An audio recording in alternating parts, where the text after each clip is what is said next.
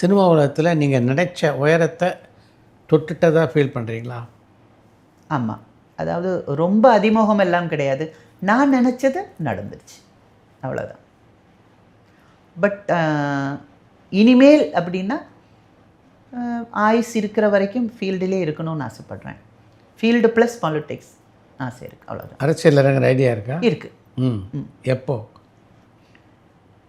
வேண்டாம், சொல்லி ஏதாவது இதாக போதனால ஆசை இருக்குதுன்னு சொல்லி பேசி அப்படியே சொல்லி விட்டுடுவோம். ஏன்னா ஐ பிலீவ் இன் டைம்.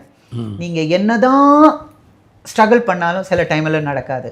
ஒன்றுமே பண்ணாமல் இருக்கும்போது துப்பக்கிட்டின்னு குதிச்சிடும். அதனால் வருவேன், வரணும்னு ஆசை இருக்குது.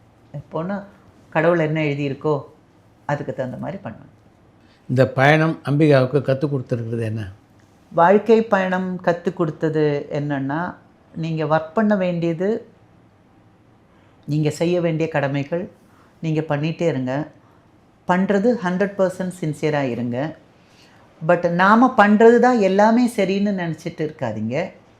ஏன்னா எல்லாமே எப்போவுமே சரியாக ஆகணும்னு அவசியம் கிடையாது. உங்கள் லைஃப்பில் வருத்தங்கள் வர்றது அவுட் சைடிலிருந்து கிடையாது, ஃபேமிலியிலிருந்து தான் வரும். அதனால் நீங்கள் ரொம்ப ஸ்மார்ட்டாக நினச்சி ஒவ்வொன்றும் நினைக்கிறது கொஞ்சம் ஜாக்கிரதையாக அனலைஸ் பண்ணி பாருங்கள்.